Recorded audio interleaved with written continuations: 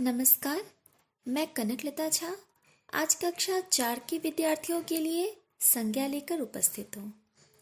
आप सभी जानते हैं कि इस दुनिया में हर वस्तु को हम किसी न किसी नाम से पुकारते हैं। आखिर व्याकरणिक दृष्टि से इन नामों को हम क्या कहते हैं? व्याकरणिक दृष्टि से इन नामों को हम संज्ञा कहते हैं। आइए संज्ञा के बारे में पढ़ते हैं। संज्ञा किसे कहते हैं?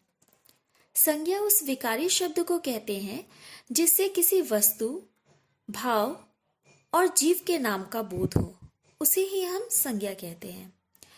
दूसरे शब्दों में कहा जा सकता है कि किसी प्राणी, वस्तु, स्थान, गुण या भाव के नाम को हम संज्ञा कहते हैं। कुछ उदाहरणों से हम इसको और अच्छे तरीके से समझेंगे।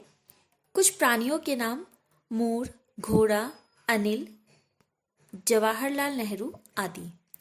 वस्तुओं के नाम अनार, रेडियो, संदूक इत्यादि। स्थानों के नाम कुतुब मीनार, भारत आदि। भावों के नाम वीरता, बुढ़ापा, मिठास आदि। इस तरह के कुछ उदाहरणों से हमें पता चलता है कि हम किसी भी चीज़ों का जब नाम से उच्चारित करते हैं तो उसे हम संज्ञा कहते हैं। यहाँ वस्तु शब्द का प्रयोग व्यापक अर्थ में हुआ है, जो केवल प्राणी और पदार्थ का वाचक नहीं वरन उनके धर्मों का भी सूचक है।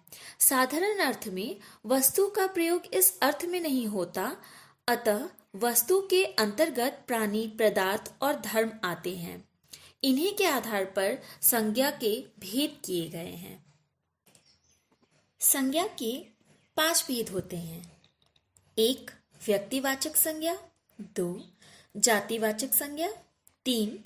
भाववाचक संज्ञा, 4. समूहवाचक संज्ञा, 5. द्रव्यवाचक संज्ञा। अब हम एक एक कर संज्ञाओं के भेद के बारे में पढ़ेंगे। सबसे पहले आता है व्यक्तिवाचक संज्ञा। जिस शब्द से किसी विशेष व्यक्ति, वस्तु या स्थान के नाम का बोध हो, उसे हम व्यक्तिवाचक संज्ञा कहते हैं। जैसे व्यक्ति का नाम सोनिया गांधी, श्याम, हरि इत्यादि। वस्तु का नाम कार, चाय, कुरान, गीता, रामायण आदि। स्थान का नाम ताजमहल, कुतुब मीनार। दिशाओं के नाम उत्तर, दक्षिण, पूर्व, पश्चिम। देशों के नाम Bharat, Japan, America, Pakistan, Burma. हम इस तरह से देखेंगे कि जब हम किसी खास विशेष व्यक्ति के बारे में चर्चा करते हैं, किसी विशेष स्थान के बारे में चर्चा करते हैं, जिससे सिर्फ उस व्यक्ति, उस विशेष स्थान के बारे में हमें पता चले, उसे ही हम व्यक्तिवाचक संज्ञा कहते हैं। संज्ञा का जो दूसरा भेद है वह है जातिवाचक संज्ञा। जिस शब्द से एक जाति के सभी प्राणियों, वस्तुओं का बोध होता है, उसे जातिवाचक संज्ञा कहते हैं। जैसे बच्चा, जानवर, नदी, अध्यापक और भी यहाँ उदाहरण दिए गए हैं। यहाँ पर हम किसी विशेष व्यक्ति के बारे में बात नहीं कर रहे हैं, हम पूरे एक जाति के बारे में बात कर रहे हैं और पूरी जाति का जहाँ बोध होता है वहाँ हम उसे जातिवाचक संज्ञा कहते हैं। जो तीसरी परिभाषा है और तीसरा भेद है वह है भाववाचक संज्ञा। भाव से ही यह स्पष्ट होता है कि हमारे मन में जो भाव उत्पन्न होता है उसे हम भाववाचक संज्ञा के अंतर्गत रखते हैं। जैसे कि थकान, मिठास, बुढ़ापा, गरीबी, आजादी, हंसी आदि शब्द भाव, गुण, अवस्था तथा क्रिया के व्यापार का बोध करा रहे हैं, इसलिए ये भाववाचक संज्ञा है। हम देखते हैं कि जिन शब्दों में से किसी प्राणी या पदार्थ के गुण, भाव, स्वभाव या अवस्था का बोध होता है उसे हम भाववाचक संज्ञा कहते हैं। जैसे कि उत्साह, ईमानदारी, बचपन इत्यादि। हम आगे बढ़ते हैं। भाववाचक संज्ञाएं बनाना। हम संज्ञा से, विशेषण से, क्रिया से भाववाचक संज्ञाएं बनाते हैं। भाववाचक संज्ञाओं का निर्माण जातिवाचक संज्ञा, विशेषण, क्रिया, सर्वनाम और अवयव शब्दों से बनती है।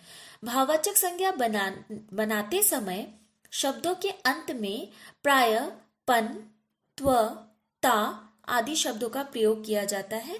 यह ध्यान देने वाली बात है, भाववाचक संज्ञा बनाते समय शब्दों के अंत में प्रायः पन, त्व, ता आदि शब्दों का प्रयोग किया जाता है। आप इस वीडियो में देखेंगे कि कुछ भाववाचक संज्ञाएं कैसे बनाई जा रही है, इसके कुछ उदाहरण दिए गए हैं। आप इसे अपनी अपनी कॉपी में लिख सकते हैं, याद कर सकते हैं, यह आपके लिए बहुत महत्वपूर्ण है। जैसे कि जातिवाचक संज्ञा से भाववाचक संज्ञा कैसे बनाते हैं, दूसरा है विशेषण से भाववाचक संज्ञा कैसे बनाते हैं, तीसरा क्रिया से भाववाचक संज्ञा कैसे बनाते हैं, चौथा संज्ञा से विशेषण कैसे बनाते हैं, क्रिया से विशेषण कैसे बनाया जाता है, छठा सर्वनाम से भाववाचक संज्ञा कैसे बनाते हैं, सातवां क्रिया विशेषण से भाववाचक संज्ञा कैसे बनाते हैं, आठवां अवयव से भाववाचक संज्ञा कैसे बनाते हैं। जो हमारी अगली परिभाषा है वह है, जो अगला भेद है वह है समूहवाचक संज्ञा। जिस संज्ञा शब्द से वस्तुओं के समूह या समुदाय का बोध होता है उसे समूहवाचक संज्ञा कहते हैं। जैसे व्यक्ति का समूह भीड़, जनता, सभा, कक्षा, वस्तुओं का समूह गुच्छा, गुंज, मंडल इत्यादि। हम इस तरह से देखते हैं कि जहां समूह की बात होती है, समुदाय की बात होती है, उस तरह के जितने भी शब्द होते हैं जिससे एक पूरे समूह का बोध हो उसे हम समूहवाचक संज्ञा कहते हैं।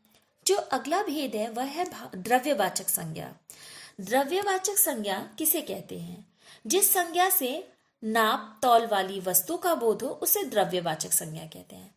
दूसरे शब्दों में जिन संज्ञा शब्दों से किसी धातु, द्रव्य या पदार्थ का बोध हो उसे द्रव्यवाचक संज्ञा कहते हैं। जैसे तांबा, पीतल, चावल, घी, तेल, सोना आदि। हम इस तरह से संज्ञा की परिभाषा हमने देखी, संज्ञा के भेदों के बारे में हमने जाना।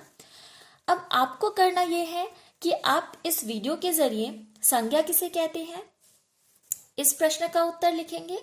संज्ञा के कितने भेद होते हैं इस प्रश्न का उत्तर लिखेंगे।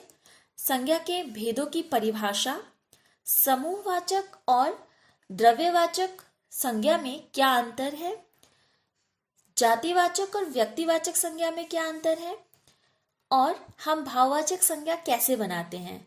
इन सभी प्रश्नों के उत्तर आपको इस वीडियो से मिल रहे हैं। इन सभी प्रश्नों का उत्तर आपको लिखना है। धन्यवाद।